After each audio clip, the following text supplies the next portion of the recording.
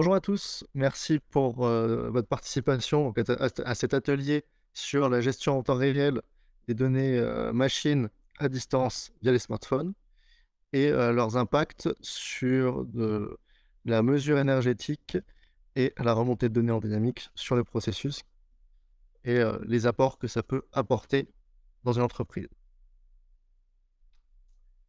Donc ce thème prend place dans la révolution qu'on appelle l'industrie 4.0.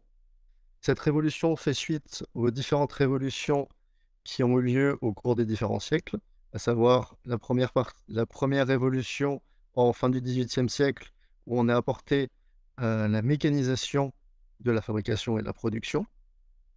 Suite à cette révolution, on a eu la seconde révolution industrielle qui a massifié les productions, donc en fin du XIXe siècle. En fin XXe siècle vient s'ajouter l'automatisation et la robotisation des processus. Et aujourd'hui, on arrive donc à l'industrie 4.0 sur laquelle on vient apporter une couche de mesure de données, de remontée de ces données et de traitement de ces données qui permettent d'optimiser les processus de production qui sont en place ou mis en place afin d'augmenter l'efficacité, la productivité, la durabilité des équipements et l'efficience de cette production. Aujourd'hui, qui sommes-nous ACE pour parler donc de cette nouvelle brique, de cette nouvelle révolution industrielle? ACE est une société qui cette année fête ses 50 ans, qui est concentrée sur les technologies de mouvement industriel, que ça soit des mouvements hydrauliques, pneumatiques, tout fluide et tout ce qui va être automatisme et motorisation et automatisation des processus.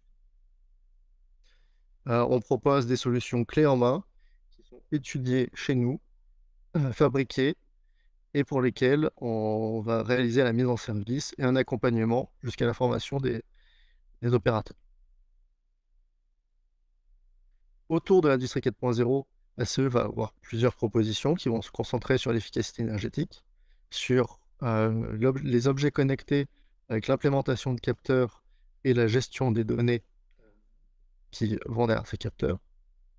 Une partie qui va être aussi au niveau de la robotisation avec la partie cobotique qui amène le robot au plus proche de l'opérateur et une partie réalité augmentée qui va permettre d'assister les opérateurs dans l'usage, dans la prise en main des systèmes.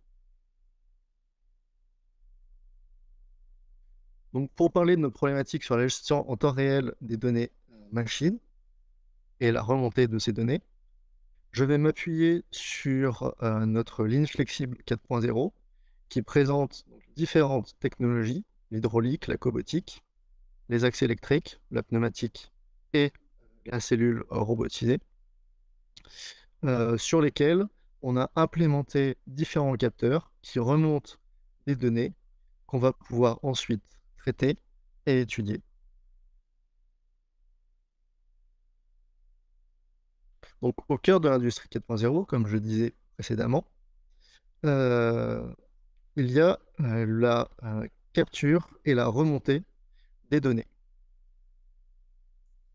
Pour ce faire, on a besoin de positionner des capteurs ou des effecteurs qui nous remontent des données machines.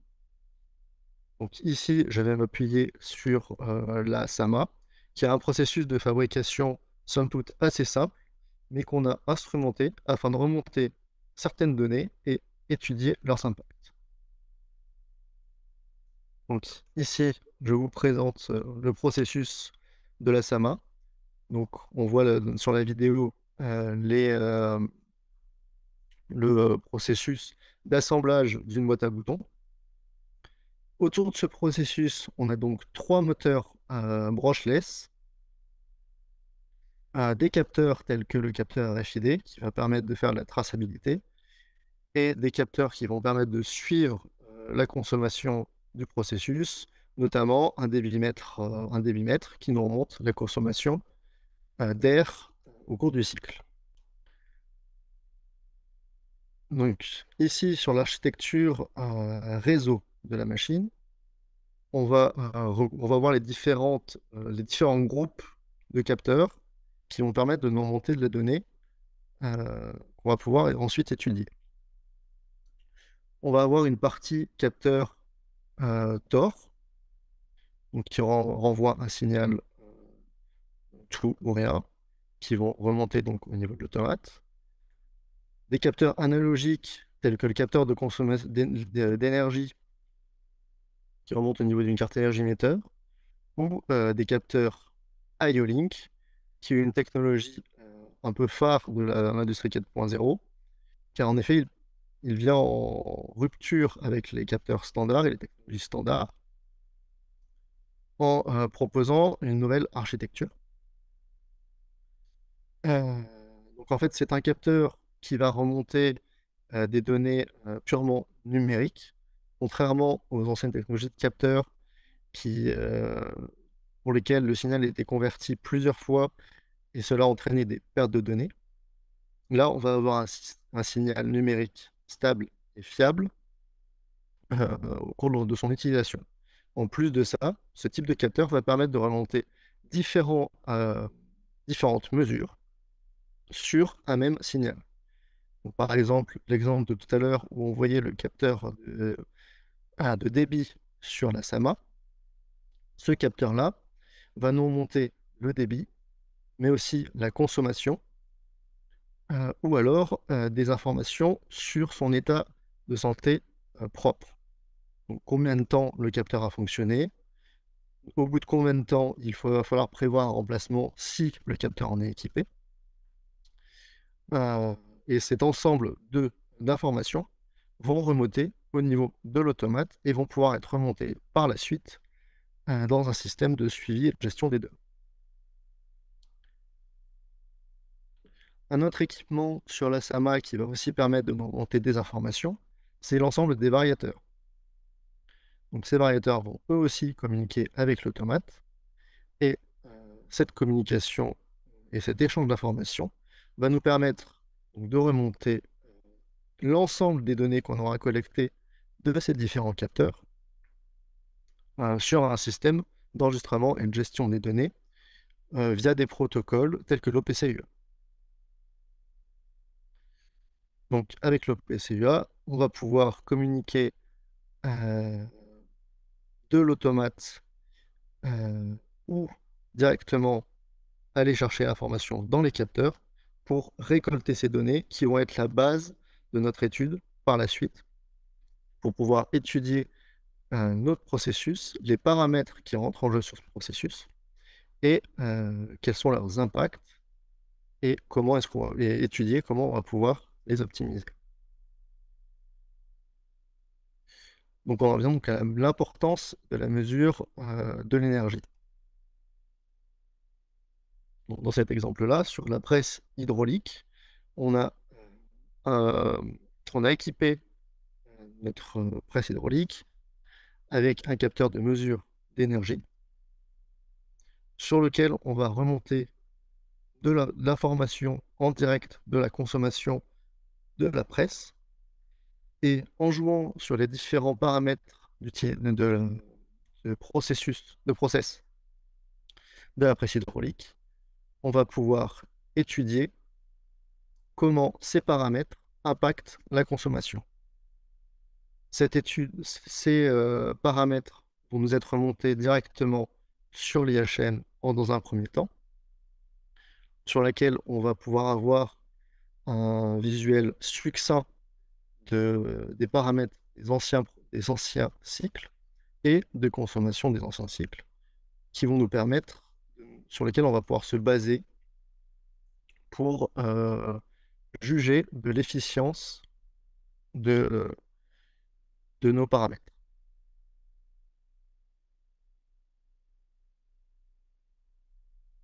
Donc, afin de suivre ces données, on va avoir besoin d'une interface.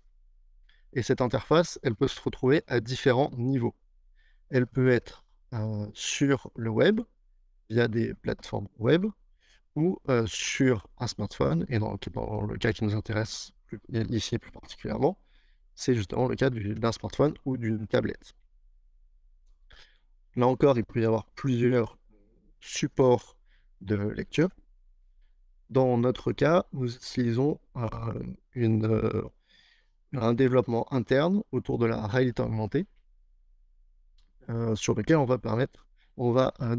on va avoir de nombreuses informations sur la machine, dont, des données de processus en temps réel. Donc, qu'est-ce que cette partie réalité augmentée?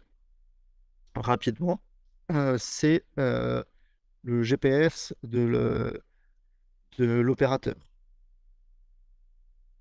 Via la réalité augmentée, on offre à l'opérateur différents accès à de la documentation sur la machine, en lui permettant de visualiser en direct un modèle numérique sur son modèle réel. Cela lui permet plusieurs choses. Donc, comme on le voit ici, donc l'application de réalité augmentée avec laquelle on va accompagner l'opérateur va avoir plusieurs usages. Donc, un premier usage sera de permettre à l'opérateur de découvrir la machine, d'identifier les composants qui sont sur la machine. Donc, c'est ce qu'on va voir en superposant le modèle numérique au modèle réel. Et sur différents composants qu'on aura jugés d'intérêt, on aura pu ajouter des fiches composants présentant les principales informations qui pourraient être utiles à l'opérateur dans l'utilisation de la machine. Donc la référence, la désignation, la fonction, ainsi que les repères sur le schéma électrique ou pneumatique de la machine. L'opérateur va aussi pouvoir consulter les différents schémas liés au système sur lequel il intervient et les documentations liées aux composants qui l'intéressent. On a des accès directs au schéma électrique. Donc si je clique sur le schéma électrique, ça m'ouvre bien évidemment ce schéma électrique et je peux rechercher directement mon composant. Il va être repéré, il va envoyer directement sur le folio correspondant et il va me surligner en gras où est le composant sur ce folio-là. Voilà pour la partie information et reliée à la partie schéma. Mais cette page synthétique, elle me permet également d'avoir diverses informations sur ce composant, que ce soit le manuel d'utilisation, la notice d'utilisation, ici, donc toujours avec l'ensemble de la navigation qui est possible, hein, par page, par chapitrage, et également la fiche technique du produit, purement et simplement, avec ses cotes. Voilà. Donc la fiche technique donc, que le fabricant nous délivre. Voilà. Ça, c'est cette première partie d'informations qu'on va retrouver sur l'ensemble de nos composants. Ensuite, on va aussi pouvoir apporter des informations sur des gammes opératoires à l'opérateur. Ces informations vont donc le guider dans chacune des étapes à réaliser pour l'utilisation au quotidien ou pour des opérations de maintenance de son système.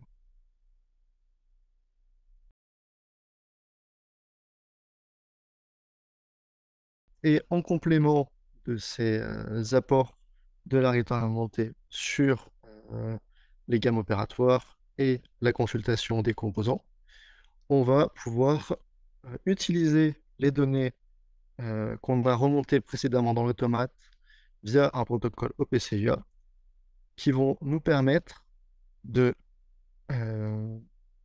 qui vont permettre à l'opérateur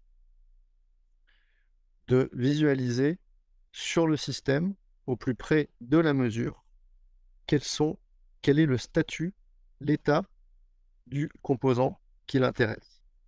Donc sur l'extrait vidéo que vous voyez, on va pouvoir suivre la position du moteur, du magasin, pardon.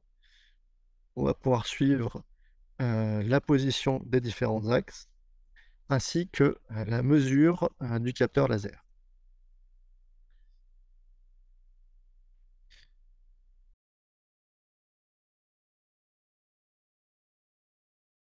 En complément de ces utilisations, donc de la réalité augmentée, pour visualiser au plus proche du capteur les remontées de données, on va aussi pouvoir consulter ces données qui sont stockées dans des bases de données sur les serveurs de l'entreprise ou sur des serveurs externes via des plateformes web sur lesquelles on va pouvoir créer des dashboards personnalisés qui nous permettent de tracer l'historique d'un capteur ou de plusieurs capteurs afin de suivre l'état de la machine en direct. Alors que la réalité augmentée était plutôt utilisée au niveau des opérateurs, les plateformes de consultation des données capteurs vont plutôt être dirigées au niveau d'un gestionnaire de production pour suivre l'ensemble de son parc machine et de sa production en temps réel. Toutefois, en étant connecté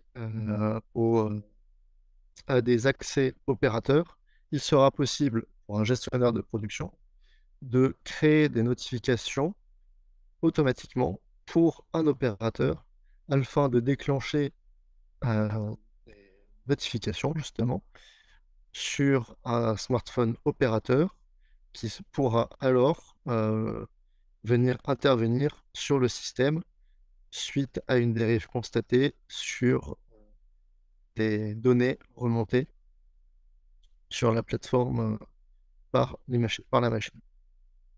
Ainsi, l'opérateur pourra consulter l'origine de la demande et l'origine de la mesure directement sur site, au pied machine, pour pouvoir intervenir là où il est nécessaire d'intervenir.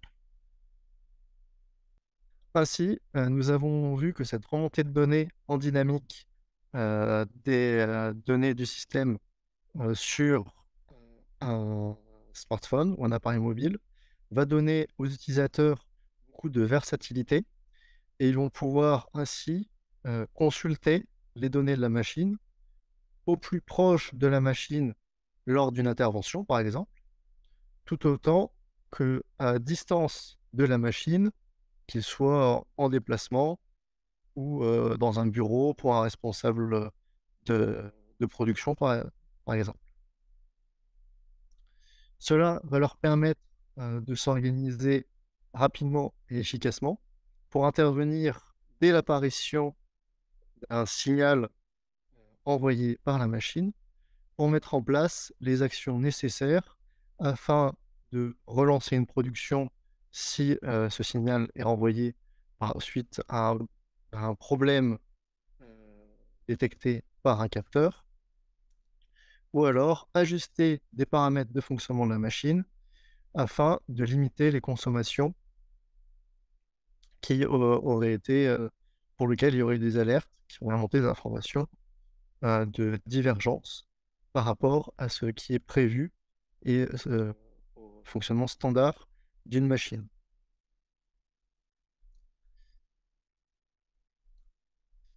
Aussi, en fonction des besoins et du contexte, cette remontée sur le support mobile de l'utilisateur pourra prendre différentes formes, aussi bien des formes de tableaux et de remontée de données brutes que de l'accompagnement dans les opérations telles que nous le proposons avec nos solutions réalité augmentée.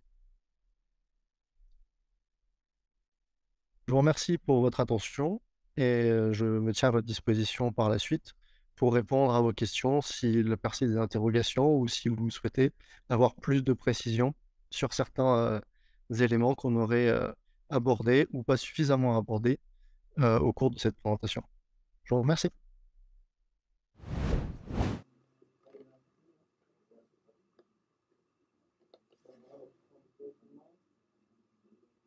Des exemples d'applications sur téléphone. Alors, en application, je ne sais pas si vous entendez par des softwares ou par des usages. En termes d'usage, donc on va avoir plusieurs plusieurs exemples. Donc, comme je le présentais, avec les applications de réalité augmentée telles que l'on propose sur nos machines, justement, c'est des applications qui fonctionnent sur tablette ou smartphone. Donc, avec ces hardware-là, on va pouvoir remonter en direct ces informations sur l'équipement de l'utilisateur. Donc ça, c'est vraiment pour une partie plutôt vraiment application dédiée via les applications de réalité augmentée. Ensuite, ça peut être sur la consultation des plateformes de remontée et d'études des données qui sont remontées du coup sur un serveur qui est soit localisé dans l'entreprise, soit sur le cloud. Cette consultation de ces données et de l'historique ainsi que du traitement peut se faire via la consultation d'un navigateur qui peut être là encore utilisé sur un smartphone ou sur une tablette, encore une fois. Et dans les cas d'usage, ça va pouvoir être aussi bien un opérateur qui est en zone de montage ou en déplacement dans l'usine avec son support mobile, donc tablette ou smartphone, qui va pouvoir consulter en se déplaçant dans l'usine ces données.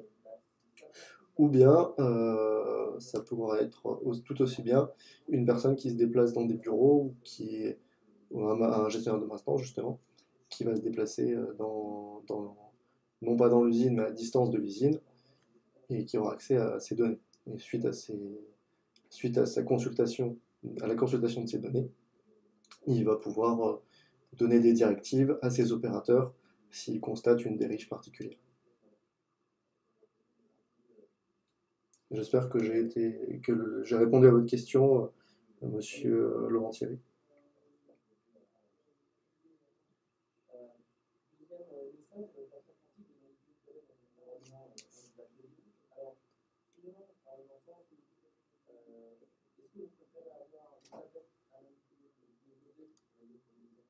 Je vous laisse un peu de temps complémentaire si vous souhaitez poser vos questions. Sinon, vous pouvez rejoindre le prochain atelier auquel vous souhaitez participer.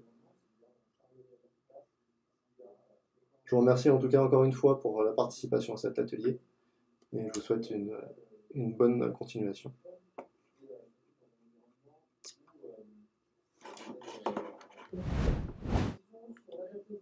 Pour répondre à votre question, monsieur Lantier, donc effectivement la conception des dashboards, ça va dépendre beaucoup des cas d'usage et des applications en fonction des machines utilisées.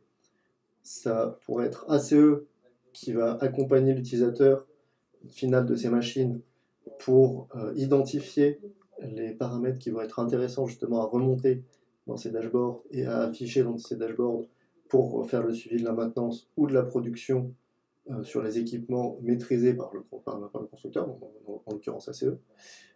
Toutefois, si vous disposez d'un parc machine qui est vaste et multi-constructeur, forcément, ça va être les personnes qui auront la maîtrise des processus et des machines qui vont pouvoir mettre en place des dashboards appropriés. Donc, soit le responsable de site, la personne qui suit l'installation, soit c'est au moment du déploiement de chaque équipement, où il faudra demander au constructeur effectivement de présenter ou de mettre en place ces données dans l'outil.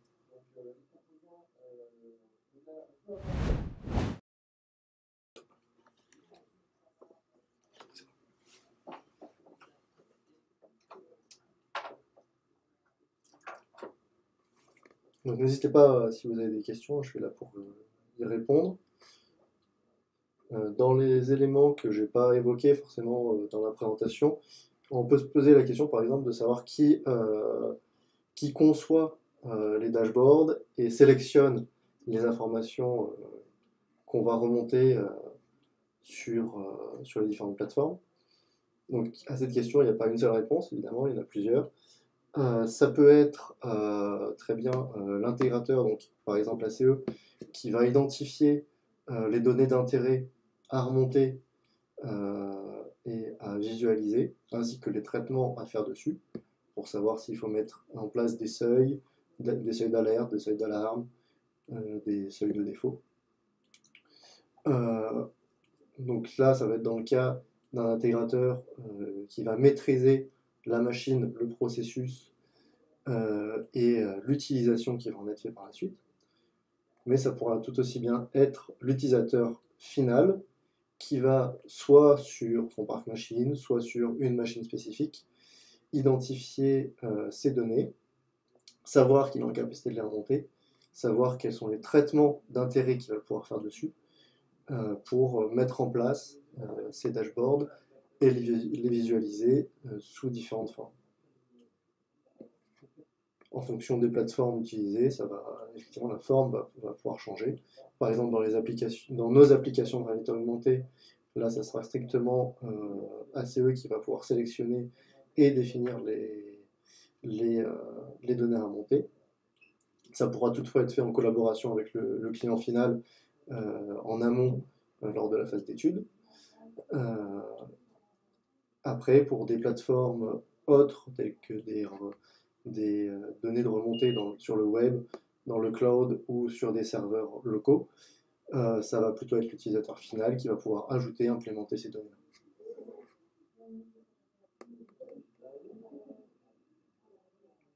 Est-ce que les outils permettant de remonter les données sont installables sur n'importe quel support? Les outils de remontée de données en eux-mêmes vont être liés à l'installation. Donc, il va y avoir plusieurs moyens de remonter ces données. Soit on remonte ces données donc, qui sont déjà connectées sur un automate. Et depuis l'automate, on va faire une extraction des données pour les mettre en forme dans une base de données. Soit on va pouvoir ajouter des modules sur lesquels on va venir connecter nos différents capteurs, et c'est le module lui-même qui va directement communiquer avec la base de données pour enregistrer ces données à une fréquence définie. Après, du point de vue de la base de données, effectivement, il va y avoir une architecture particulière à mettre en place pour gérer l'emplacement d'enregistrement et l'interface de gestion. Donc le support d'exploitation, ça pourrait tout aussi bien être, comme je vous le présentais, l'application de réalité augmentée. Donc là, le support, pour nous, le support des applications de réalité augmentée, ça va être une tablette, un smartphone. Mais on peut avoir d'autres types de plateformes, par exemple Moneo DFM, qui là nécessite l'installation, la mise en place d'un serveur spécifique pour remonter ces données et les enregistrer. Et ce serveur, il sera adressable et consultable à partir d'une page web sur un appareil qui sera connecté au même réseau que le serveur. Donc à partir le support de visualisation des données dans ce cas-là, ça pourra être un PC connecté au réseau qui va aller sur une page web pour consulter le dashboard, ou un smartphone, là encore connecté au réseau du serveur, qui va, via une page web, pouvoir consulter ces données.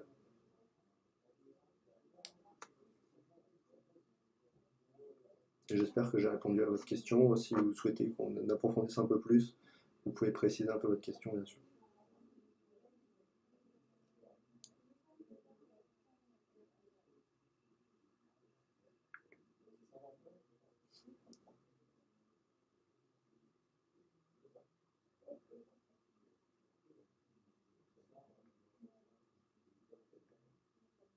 Donc si vous n'avez pas plus de questions, vous pouvez quitter cet atelier, puis rejoindre l'atelier suivant si vous êtes inscrit à un autre atelier, ou